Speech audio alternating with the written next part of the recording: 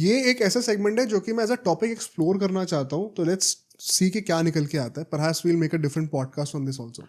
मैं यहाँ पे प्लेयर्स के पॉइंट ऑफ व्यू से देखना चाहता हूँ कि कैसे उनको ट्रीट करा जा रहा है हमारे क्रिकेट सेटअप पे. तो ऐसे मेरे दिमाग में जो जेन्युइनली पहला क्वेश्चन आता है, मतलब फुल सर्कल जाते हैं. हमने केएल राहुल की बात से स्टार्ट किया था, हमने कॉफी विद करण का मेंशन किया था कंट्रोवर्सी.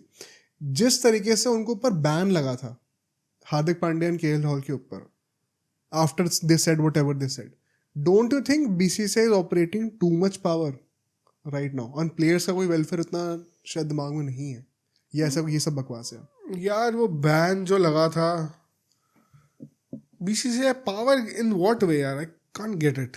सो बेसिकली मुझे ये लगता है कि सबके अपने पर्सनल व्यूज हैं, ठीक है, जिसको जो बोलना है बोले.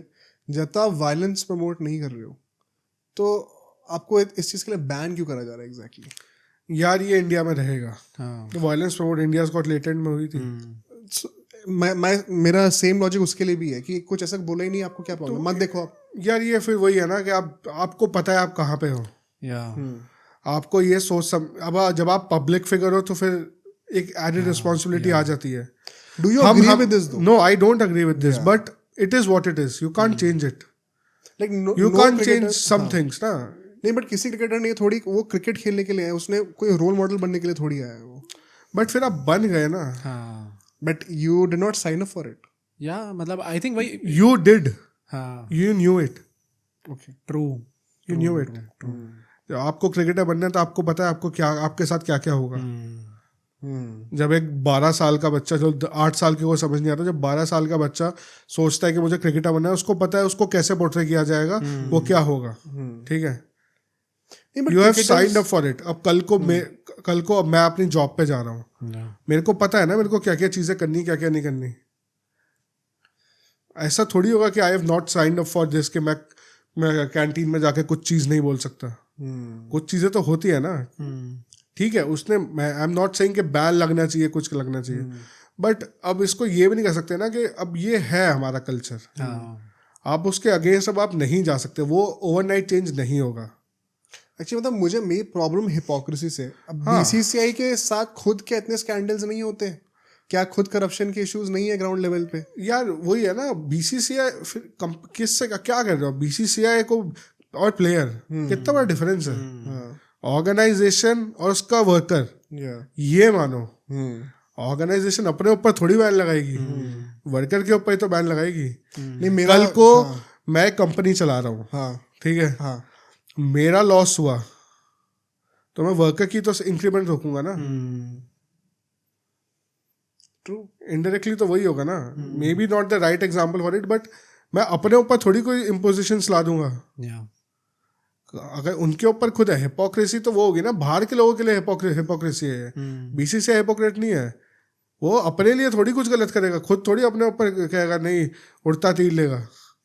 माई प्रॉब्लम इज कि there are clearly things that are not good in the functioning of BCCI. ये मैंने ग्राउंड लेवल पे खुद भी एक्सपीरियंस करा है. बट आप मॉरली लेक्चर दे रहे हो प्लेयर को कि आपने ये क्यों बोला. आई थिंक पॉइंट वही है कि मतलब आप प्लेयर की शिकायत बीसीसीआई से कर सकते हो, बीसीसीआई की शिकायत किससे ही करोगे? बीसीसीआई अपने आप से थोड़ी शिकायत करेगी. फिर तो उसके लिए तुम एक गवर्निंग बॉडी बनाए. कौन बनाएगा गवर्निंग बॉडी? फिर ट्रू, मतलब ये मॉरली बीसीसीआई अपनी शिकायत किससे करेगी? बस प्राइवेट है तो गवर्नमेंट भी कुछ नहीं बोलेगी ऐसा. मतलब ये चीज है, बट मुझे लगता है कि एक प्लेयर अनफॉर्चुनेट रियलिटी नहीं है थोड़ी सी. मतलब एज यू राइटली सेड कि he knew what he signed up for. जब वो क्रिकेटर बन रहे थे उन्हें पता था कि एक वो पब्लिक पर्सनालिटी बनेंगे, और इंडिया में पब्लिक पर्सनालिटी को कैसे देखा जाता है वो भी सबको पता था. यू नॉट इन ऑस्ट्रेलिया कि आप वर्ल्ड कप जीतने के बाद जूते में बियर डाल के पियोगे. उसने तो कुछ बोला भी नहीं था. उसने तो कुछ बोले. तो unfortunate he was like India's got later. Ashish Chanchalai ने कुछ नहीं बोला.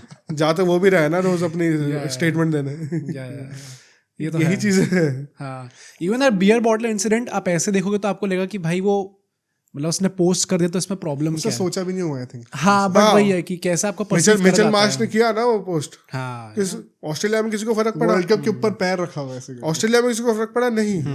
इंडिया में ये रख देता हार्दिक पांड्या.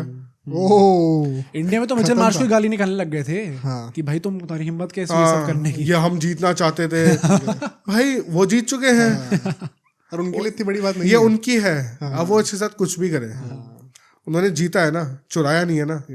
जीतने के बाद कोई कुछ भी करे उसके साथ। तुम जीत जाते, तुम उसको रख लेते अपने महलों में। ये तो है। तुम सजा के रखते, वो जो जीता है वो उसका हक है, फिर वो उसके साथ कुछ भी करे। तो basically what I make of it is कि एक कल्चरल थिंग है इंडिया में and you can not do anything about it. हाँ, ये शायद अनफॉर्चुनेट है, गलत है। लोगों को अपना व्यूज एक्सप्रेस करने देना चाहिए, obviously freedom of speech and all. But फिर वही है कि जब पब्लिक फिगर हो तो थोड़ा सा फिर स्क्रूटनी तो मिलेगी। आपको स्क्रूटनाइज तो करेंगे लोग।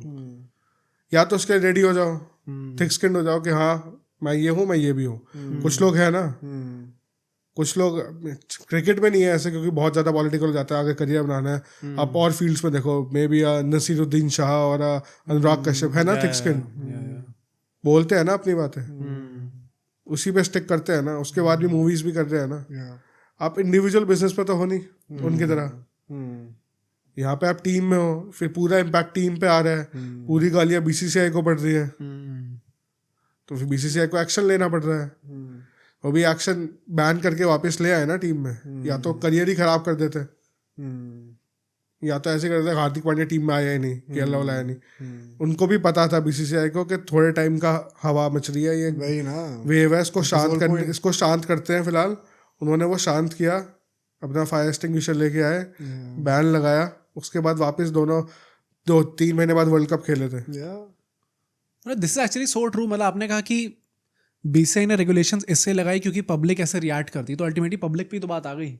अगर आप रिएक्ट नहीं करोगे तो बीसीसीआई को जरूरत ही नहीं पड़ेगी। अगर पब्लिक कुछ नहीं कहती तो बीसीसीआई थोड़ी कुछ कहता। नहीं, तो culture is made by the society, no, तो सोसाइटी में लोग ही तो होते हैं, तो वही बात है, लोगों की वही गलती है, मतलब बीसीसीआई की गलती नहीं हुई ना। बीसीसीआई ने बीसीसीआई फिर अगर तुम नहीं एक्शन लोगे तो बीसीसीआई गलत। मतलब I think somebody has to take the stand. No, BCCI चाहती तो बोल सकती थी ना यार ऐसा कुछ गलत थोड़ी है, उसका आप यहाँ पे स्टैंड ले सकते हो, ऑनेस्टली बताओ। हाँ, वही बात है कि प्रैक्टिकली जो भी चीजें इम्पॉसिबल है, बट वही है ना, प्रैक्टिकली तो चीजें चलेंगी। एग्जैक्टली। हम अंदर बैठ के, चाहे वहाँ पे भी उस टाइम प्रेसिडेंट थे जो भी, जब तो वो थी ना विनोद राय, कमेटी थी ना, वो सब बोल रहे होते कि नहीं कुछ गलत नहीं किया। हाँ, कोई बड़ी बात नहीं कि बिहाइंड द सीन्स बोला हो कि हार्दिक पांड्या को शायद बोला हो कि कोई बात नहीं, तुमने कुछ गलत नहीं किया, लेकिन हमें करना पड़ेगा। Exactly, very true. Moral support तो दिया होगा ना, या तो ये हो कि मॉरल सपोर्ट भी ना दिया हो, सीधा बोल दिया कि तुम गए टीम से बात, तुमसे हो गया पाप, तुम अब भूल जाओ टीम में आना। तब होता कि बीसीसीआई हिपोक्रेट हो गई। बीसीसीआई ने स्टैंड लिया, 2-3 मैच का बैन लगा था, उसके बाद वापस आ गए। एग्जैक्टली। खेले, अभी तक खेल रहे हैं। उसके बाद ना उनसे कुछ गलतियां हुई, वो भी सीख गए, दोनों ने कुछ नहीं किया। इसीलिए पब्लिक मेजर है कि within 20 days they were back in the team।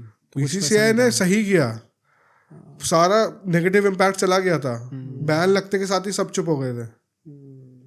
वो उस time need of the hour थी। अगर बैन नहीं लगाते तो महीनों गाली खा रहे होते दोनों। मॉरल शेमिंग तो हर जगह हो रही होती। हार्दिक पांड्या जहां जाता वहां मॉरल शेमिंग होती है। अब सबको ये तो लगा चलो इनकी पनिशमेंट मिल गई। लोगों को पनिशमेंट चाहिए होती है, पनिशमेंट मिल गई, लोग शांत हो गए। राइट। अब सोचो अगर एक क्लिप इतनी बढ़िया थी तो पूरा का पूरा पॉडकास्ट कितना बढ़िया होगा। तो अगर आपको इसी क्लिप का पूरा पॉडकास्ट देखना है तो यहाँ पे क्लिक करिए, और अगर आपको ऐसे ही और क्लिप्स बिंज वॉच करनी है तो यहाँ पे क्लिक करिए।